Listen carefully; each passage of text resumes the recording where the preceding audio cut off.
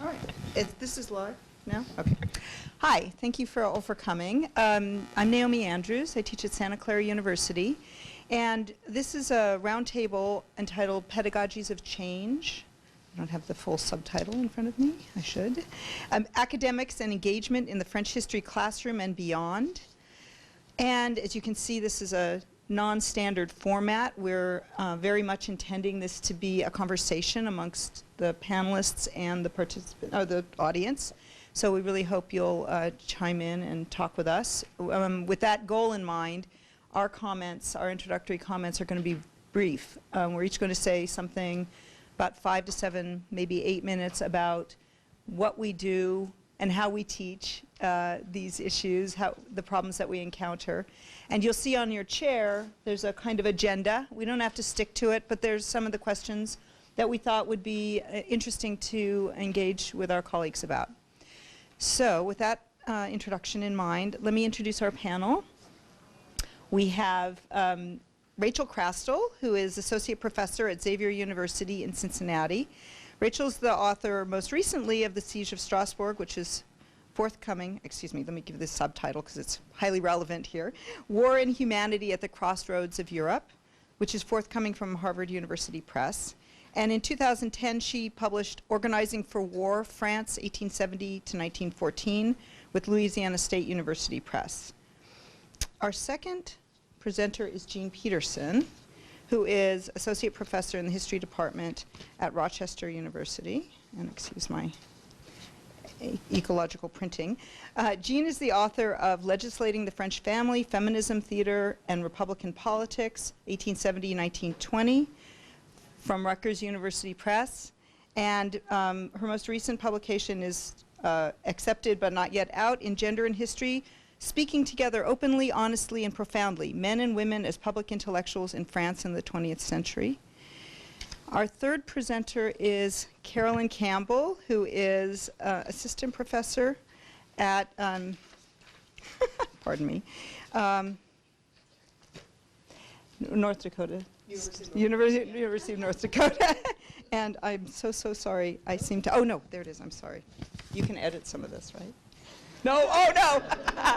Okay, this is my last time as chair. We forced you to change where we were sitting. Yes. She has her PhD from the University of Iowa, and her manuscript is under review at Louisiana State University Press, entitled Fascism and the Extreme Right in Greater France, Gender, Empire, and the Feminization of the Croix de Feu and the Parti Social Français, 1927-1947.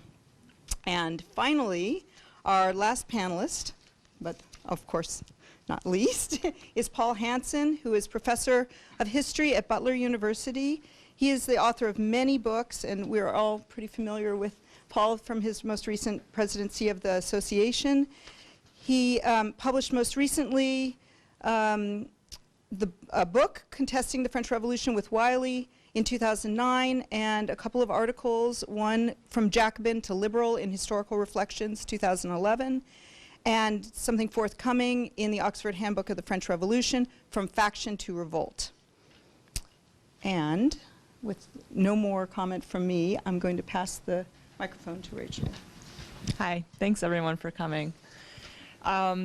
So I teach at a Jesuit Catholic university with a very strong liberal arts curriculum. Our students take about half of their credits in a core curriculum.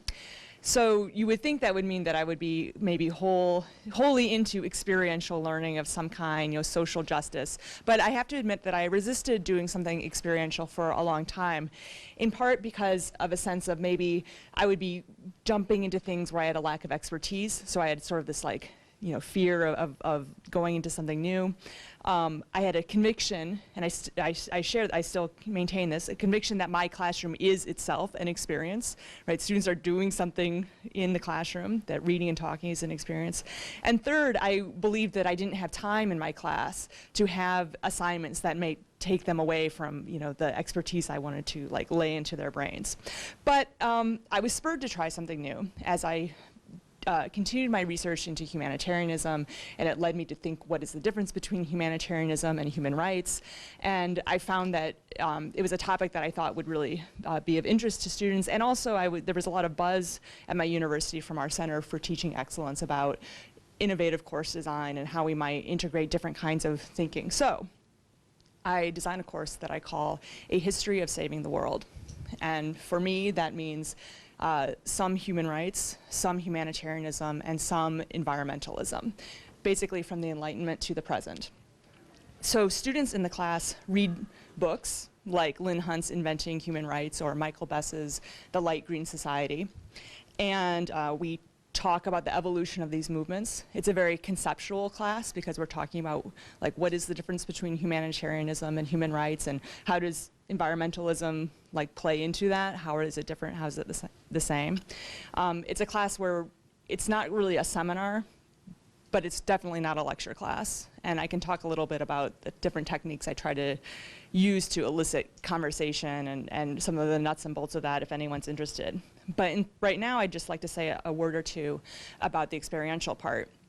I decided very early that I didn't want students to simply just go out and volunteer somewhere and sort of be humanitarians in some way. Instead, I wanted them to use the conceptual learning and the historical learning they were doing in the class to enhance their engagement with a community nonprofit partner. And so they worked, they studied and wrote reports for and about 3 local organizations. One was the National Underground Railroad Freedom Center. I'm in Cincinnati, and so we have this national center on the Underground Railroad. And also with an organization called Building Value that works with populations that have trouble getting jobs, and they train them in the construction business. And it's actually deconstruction. They keep things from going into the landfill, so there's an environmental aspect too. But the most successful partnership, I must say, was with the Center for Holocaust and Humanity Education in Cincinnati. There, my students took surveys of the high school students and middle school students that go through their museum and encounter survivors and go through their program. My students took surveys so they could study what was effective, what were students actually learning from this. So again, it was writing a report, contextualizing what they did. And with that, I'll just sort of end, and we can talk more about how that worked and what didn't work, if anyone's interested when we open the discussion. Okay. Thanks. So it's good to see you all here. I'll be talking today about the courses in international human rights that I teach, both in the history department at the University of Rochester and in the humanities department of the Eastman School of Music, which is also part of the University of Rochester. I started teaching this course out of 2 different imperatives, one institutional and one individual. On the institutional level, my university was looking to become more global, and the history department, which was pretty much a European and American history department, was seeking to become more international, more transnational, and more world-oriented. Our most recent hire has been in Latin American studies. Then on the individual level, I was noticing that it didn't matter what I was teaching. If I was teaching French history, comparative revolutions, men, women, and war, history and theory of feminism, the human rights part of that course, whatever course it was always the part that my students were the most interested in. So I had already started thinking what would happen if I took all of these parts and put them together into a single course. You'll have seen we have lots of questions on the sheet that we handed around. One is, how does a French historian of the 19th century prepare to teach a course on the world of the 21st century? I had 2 things that helped me in that regard. One is that the first time I taught the course, I team taught it with a Chinese historian. So each of us was responsible for only half the world, which made it more manageable. Annie Reinhardt, a Chinese historian who's now at Williams College, and I divided the world so that she was in charge of China, also India, all of Asia, and the British Empire. I was in charge of France, also all of Europe, the United States, and Africa. It was easier than either of us doing the whole thing. Also, we alternated our teaching weeks in the classroom, and this gave each of us twice as much time to get ready for whatever we needed to be able to talk about. We called that first course Gender and International Human Rights because that was the theme that we were the most interested in. We cross-listed it in history and women's studies. We taught each other an enormous amount while we were also teaching our students. And after that experience, I felt ready to teach the course on my own after Annie left for Williams and I remained at the University of Rochester. So at that point, I added some more introductory material. I broadened the appeal of the course by changing the title simply to International Human Rights, but I kept the cross list in History and Women's Studies, and gender remains a theme in the class. And then I did some more postdoctoral training. I was fortunate to be part of an NEH Summer Institute that was taught by a political theorist named John Wallace at the Graduate Center of City University of New York. Me and 20 other faculty from across the social sciences and the humanities and law, and a rotating cast of teachers, everything from academics to activists to people who had done undercover work in human rights advocacy themselves. And the course as I teach it now has 3 sections.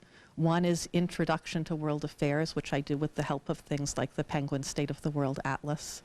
The first week, every student has to give a report on a country, the second week on a theme, the third week on a religious or ethical tradition.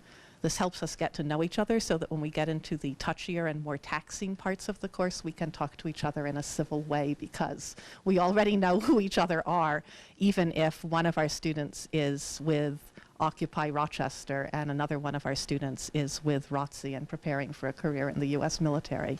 That I find is very helpful. French history comes in the second part of the course, which focuses from the age of the Enlightenment to the period just after the Second World War.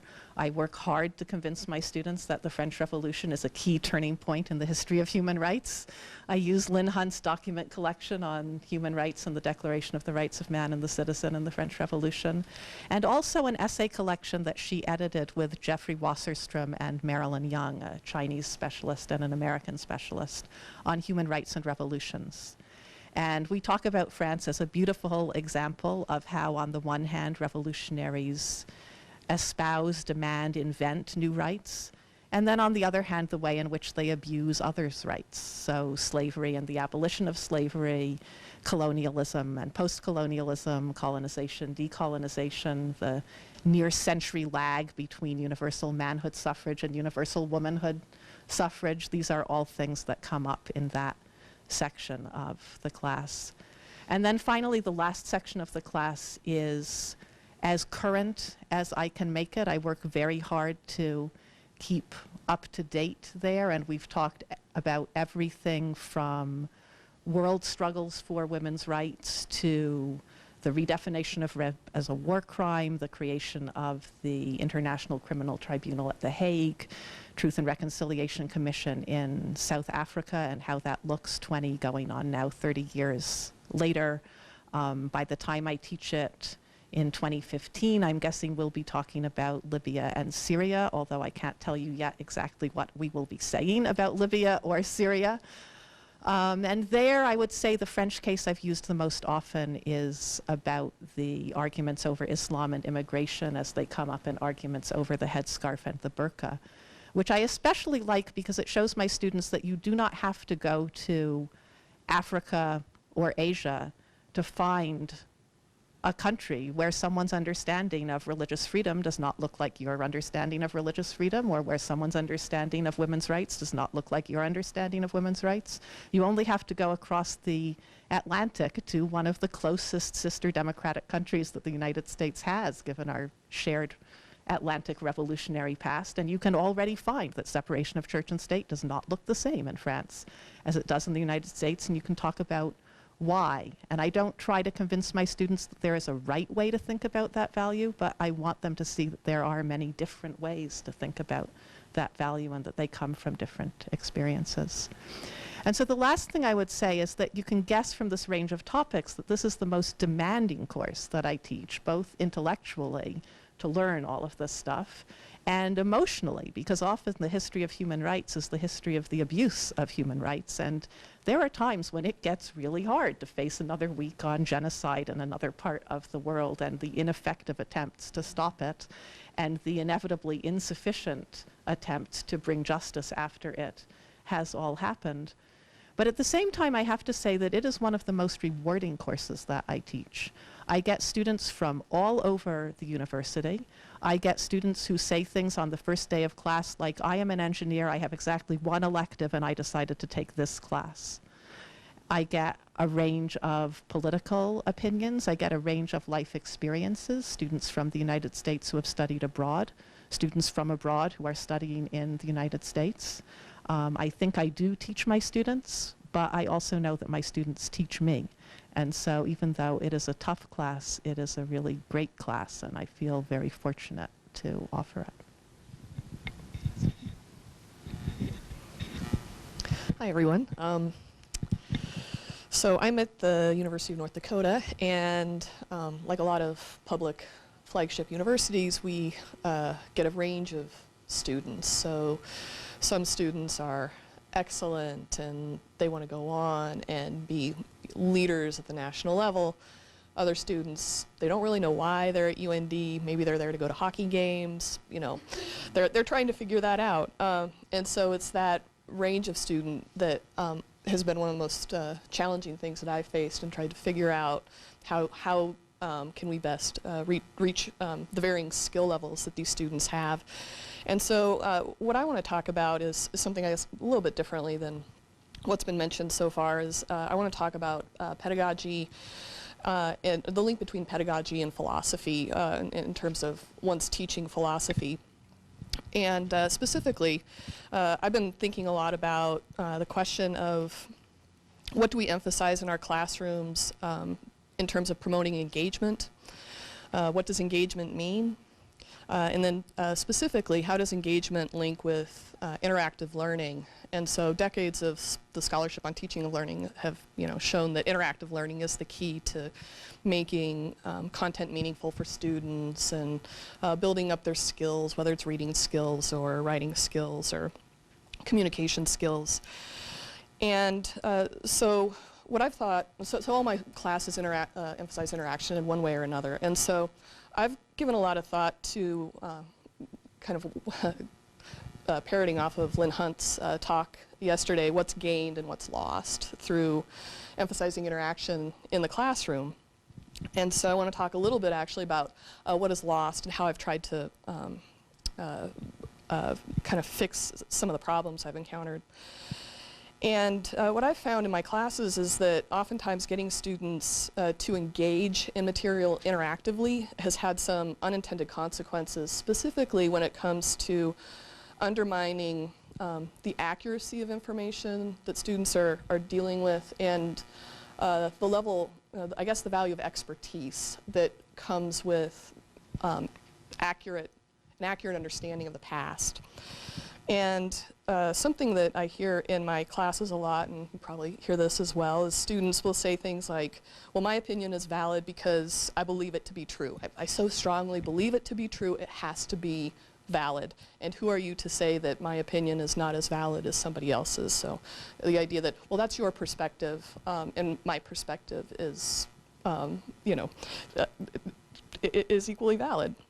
And one thing that I found is that there are some pedagogies out there that unfortunately reinforce the emphasis on student engagement and prioritize student engagement and interaction above everything else.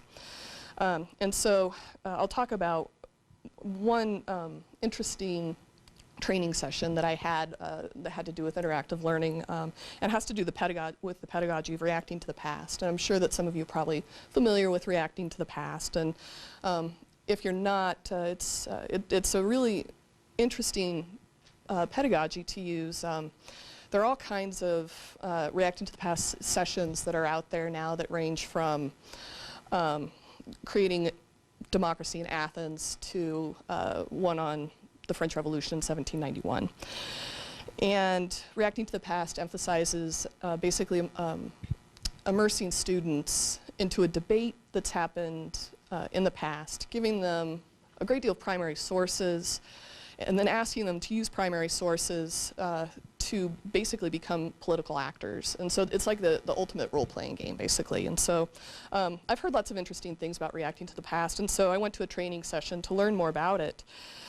These training sessions take place all over the country, and so there's a great deal of variation, I think, with each of these training sessions.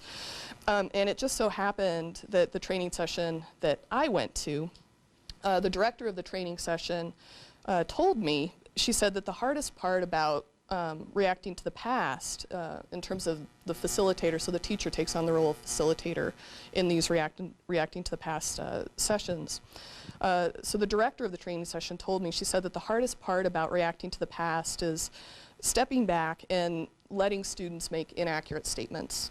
And then she said, if you correct them, you'll shut them down. And I was like, oh my goodness, that's a lot to take. But this is something that I've seen in grappling with how do you create an interactive classroom, but then also one that values things that historians value, like accuracy of information. And so what this discussion caused me to do is to step back and really put the idea of accuracy as one of the top things that I value in my classroom. So it's one of the primary objectives that I have in my syllabus. I go over it on the first day with my students, and then my assessments, all in one way or another, emphasize the idea of accuracy. And what this does is it kind of shifts students' modes of thinking in terms of how can I go about being accurate in my thinking, and what does that actually look like. And I do think that as historians, we're especially well engaged to debate these issues because we deal with this all the time in our own research. We're looking at biased sources. We have to understand how the sources are biased. We have to understand how they fit into the context in which we're working, and then we have to do our best to try to represent an accurate depiction of the past.